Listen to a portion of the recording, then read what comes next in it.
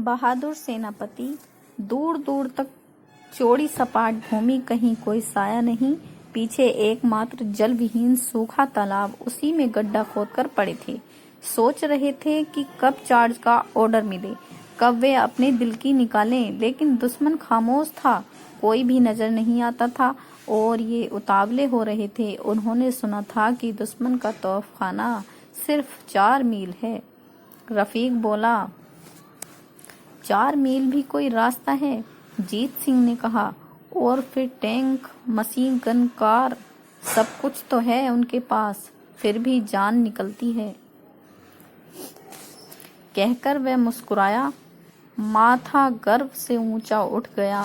रामचंद्र, तीसरा सैनिक, उसी तरह छाती फुलाकर बोला, हथियार से क्या होता है, बात दिल की है। उनके पास दिल है। कहाँ साले भाड़े के टट्टू। एक जोर का कहा लगा, कई आवाज एक साथ गूंजी। भाड़े के टट्टू, वह लड़ना क्या जाने, और लड़ें किस लिए? पेट के लिए कहीं लड़ा जाता है। एक सैनिक पूछ बैठा, तो किसके लिए? जीत सिंह ने राइफल तोलकर जवाब दिया, देश के लिए। एक बार फिर गर्व से सबके मस्तक ऊंचे उठे। हाँ, हम देश के लिए लड़ते हैं, उस देश के लिए लड़ते हैं जिसकी मिट्टी से हम बने हैं, और तब तक लड़ते रहेंगे जब तक यह आज़ाद नहीं हो जाता। हाँ, हमने दिल्ली पहुंचने की प्रतिज्ञा की है। हमें लाल किले पर अपना प्यारा झंडा फहराना है। बेशक हम लाल किले पर अपने प्यारे तिरंगे झंडे को फहराएंगे। हमारे नेताजी ने बहादुर शाह की कब्र पर कसम खाई थी, हम उसे झूठी नहीं होने देंगे, कभी न होने देंगे। जैसे उत्साह साकार होकर हर एक सिपाही के रूप में वहां आ गया था। वे संख्या में बहुत कम थे, उनके वस्त्र फट गए थे, उनके पास हथियार के नाम पर केवल राइफलें थीं, उनके पास पेट भर भोजन भी नहीं था, लेकिन वे कह रहे थे कि हम घास खाएंगे पर जीते जी पीछे नहीं हटेंगे। रफीक ने मुस्कुराकर कहा, खुदा की कसम, हाथ बार बार कांप उठते हैं। जी करता है कि राइफल तोल कर भागा चला जाऊं और दुश्मन के तोप खाने में आग लगा दूं। जीत सिंह हंसा। जी तो मेरा भी ऐसा ही करता है, पर लपटान साहब का हुक्म। फिर जैसे क्षण भर वहां सन्नाटा छा गया, पर दूसरे ही क्षण रफीक यकायक धीरे से बोल उठा, क्यों जीत घर में तेरी बीवी है? क्यों पूछता था? क्या सोचती होगी? सोचती क्या होगी? गर्व से उसकी छाती फूलती होगी। सरकार कुछ भी कहे, परंतु लोग तो हमारे ही साथ होंगे। बेशक वे हमारे साथ होंगे। तो बस हमें यही चाहिए। जब मैं भर्ती हुआ था तो मेरा दोस्त गोपाल बहुत गुस्सा हुआ था।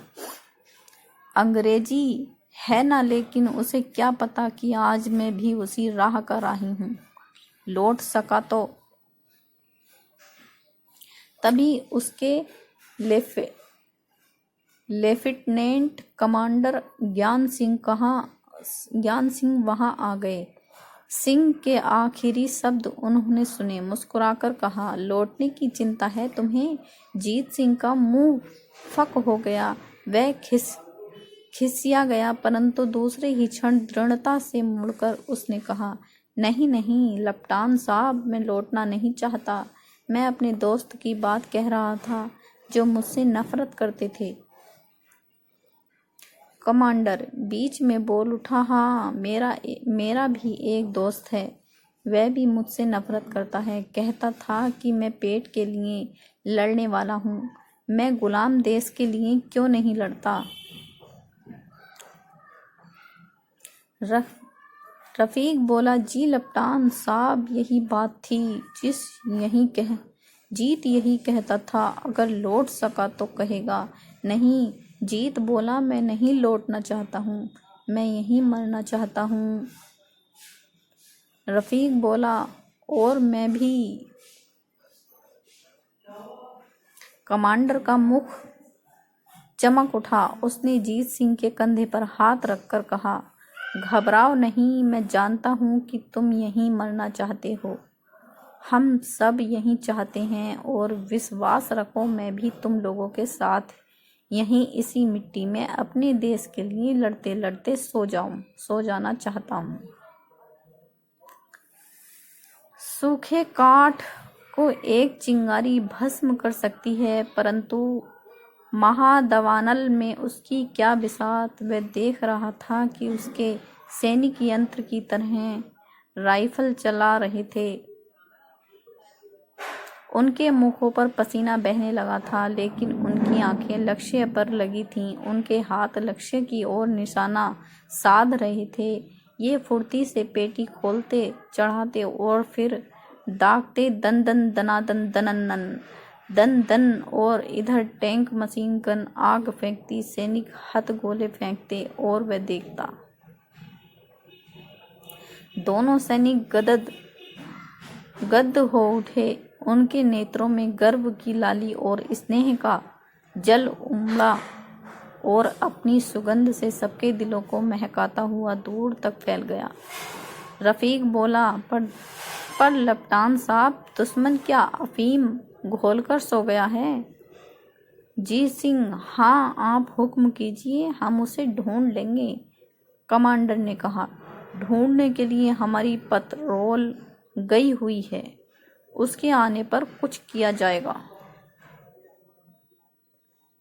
और फिर मुड़कर कमांडर साहब बाहर देखते हुए आगे बढ़ गए, परंतु जहां वे जाते यही एक प्रश्न उठता, आप ऑर्डर क्यों नहीं कर रहे हैं? उनका कहना भी ठीक था।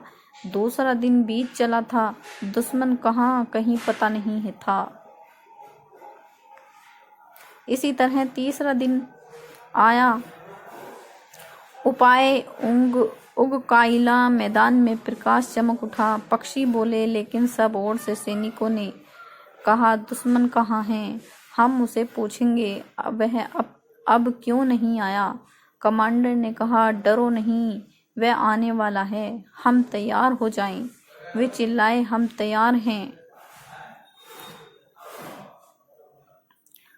अचरज, तभी देखते देखते आसमान कांप उठा। घर घर गहर गहर घूम घूम की तेज आवाज करते हुए बम मार जहाज कहर बरसाने लगे। खंदक में सन्नाटा छा गया। सब सांस रोककर लेट गए, जैसे वहां कोई है ही नहीं। पर बाहर जैसे भूकंप आ गया। धम धम धड़क धनन धन का अनवरत शब्द कानों को फाड़े डाल रहा था। जमीन उछल उछल पड़ती थी। लगा कि खंदक टूटकर जमीन में समा जाएगा और यह सब वही जमींदोज हो जाएंगे, लेकिन किसी को कुछ चिंता नहीं थी। बम कहाँ पड़ा, कोई मरा या क्या हुआ। वे तभी उठे जब शांत हो गया। उठकर उन्होंने देखा कि वे सब उसी तरह थे जैसे हमले से पहले थे। एक सैनिक ने कहा, तो उन्होंने व्यर्थ ही इतना कवर किया। लेकिन कमांडर बोला, साथियों, समाचार मिला है कि तुम लोगों की इच्छा पूरी होने वाली है। दुश्मन चल पड़ा है। सैनिक प्रसन्न हो उठे। उन्होंने हथियार संभाल लिए। कमांडर ने फिर कहा, परंतु उसके पास टैंक है। एक सैनिक ने कहा, हमारा एक एक सिपाही जीवित टैंक है। उनके पास बख्तर बंद गाड़ियां हैं। हमारी चोट के सामने वे व्यर्थ हैं। उनके पास ट्रक्स भी हैं। यहाँ उनकी कोई कीमत नहीं है। वे संख्या में बहुत हैं, परंतु मुर्दे हैं। कमांडर मुस्कुराया। साथियों, विश्वास रखो, वह तुम्हें नहीं जीत सकता। बेशक नहीं जीत सकता। हम जान हथेली पर रखकर लड़ते हैं, छाती में छिपाकर नहीं। कमांडर खुशी से भर उठा। शाबाश दोस्तों, आओ हम सब मिलकर उसे भगा दें। सब मिलकर। तभी तोपों की पहली बाढ़ छुटी और उसी बाढ़ के बाद दुश्मन आगे बढ़ा। उनके पास 13 टैंक थे, 11 बख्तरबंद गाड़ियां थीं और 70 ट्रक थे। वे 2 हिस्सों में बढ़ चुके थे। एक भाग सीधा उनकी ओर बढ़ रहा था। टैंक और गाड़ियां आग बरसा रही थीं। गोले धमाके के साथ गिरते जमीन पर धड़ाका उठता और तब मिट्टी बहुत ऊंचाई तक झरकर फैल जाती। पर सैनिक सांस रोके चुपचाप राह देखते रहे कि अब दुश्मन उतरे और वे 2-2 हाथ करें। लेकिन वे किले में बंद थे। धीरे धीरे टैंक और बख्तरबंद कारें उनके इतने समीप आ गए कि सीधे मार पड़ने लगी। दुश्मन सैनिक चुन चुन अपना निशाना बनाने लगे। कमांडर ने देखा गोले सीधे खंदक में जा रही हैं और वे दोनों सुरंगें जो रास्ते में फेंक दी गई थीं नहीं फटी हैं। फिर भी गति पर बेरक लग गया है। पर वे बराबर आग उगल रही हैं, वह आग जो जीव मात्र को झुलसाने के लिए तैयार है। उसने फिर अपने सैनिकों को देखा। उनका उत्साह मंद नहीं पड़ा था, पर वे बहुत कम थे। बहुत कम। पीछे से मदद आनी चाहिए, लेकिन कोई रास्ता नहीं था। कोई भी रास्ता। आगे से आग बराबर उसी तेजी से बढ़ी आ रही थी। कान से कोई शब्द सुनाई पड़ रहा था, युद्ध का भीषण शब्द। रौरव चारों ओर छा गया था। सैनिकों की राइफल की आग उनके सामने चिंगारी की तरह थी। सूखे काठ को एक चिंगारी भस्म कर सकती है, परंतु महादावानल में उसकी क्या बिसात। वह देख रहा था कि उसके सैनिक यंत्र की तरह राइफल चला रहे थे। उनके मुखों पर पसीना बहने लगा था, लेकिन उनकी आंखें लक्ष्य पर लगी थीं। उनके हाथ लक्ष्य की ओर निशाना साध रहे थे। ये फुर्ती से पेटी खोलते, चढ़ाते और फिर दागते। दन दन दनादन दननन दननन। और इधर टैंक मशीन गन आग फेंकती, सैनिक हथगोले फेंकते और वह देखता। नहीं नहीं, ऐसे नहीं होगा, नहीं होगा। इस प्रकार वे सब भून सकते हैं। खंदक में रहना आत्महत्या करने के समान है। वे मर जाएंगे या कैद हो जाएंगे और दुश्मन का कुछ नहीं होगा। आह, वह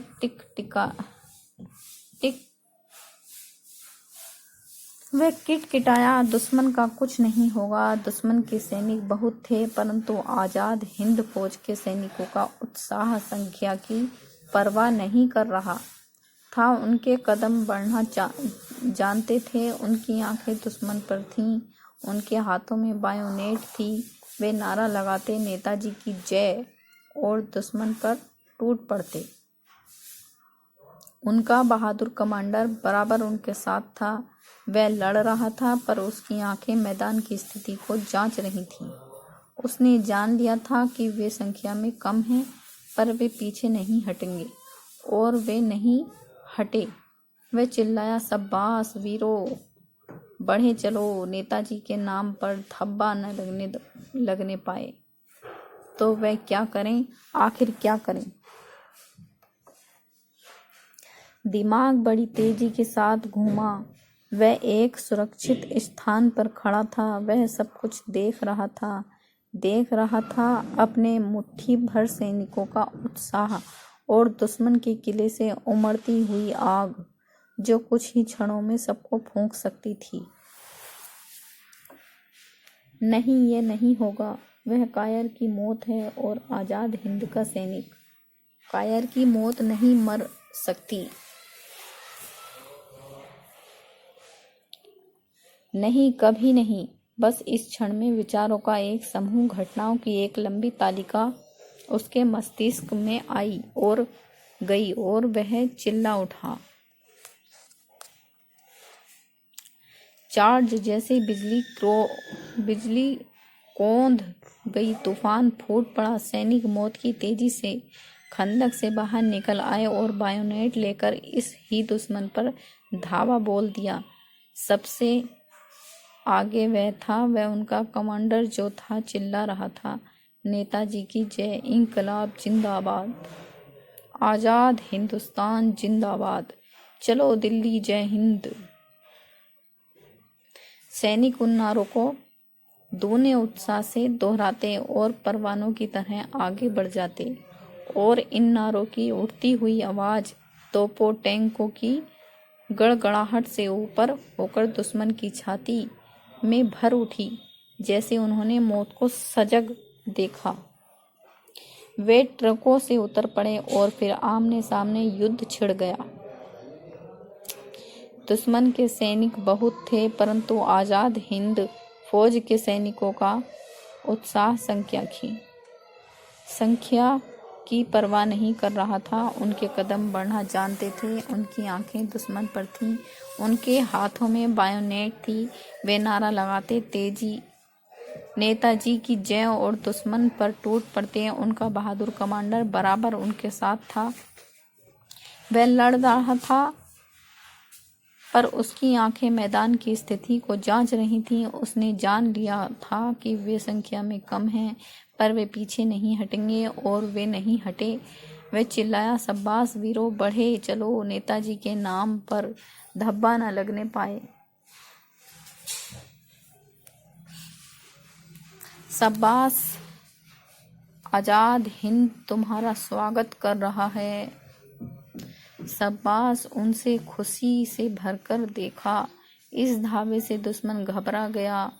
इतने टैंक, तोपों, मशीन गनों के बावजूद वह पीछे हट रहा है। दुश्मन पीछे हट रहा है और उसके सैनिक, उसने देखा, वे धीरे धीरे धरती पर लेट रहे हैं। फिर भी उनका प्रत्येक कदम आगे ही बढ़ रहा है। वे मृत्यु का आलिंगन कर रहे हैं, पर आगे बढ़कर उनका यही उत्साह दुश्मन के दिलों में धड़कन पैदा कर रहा है।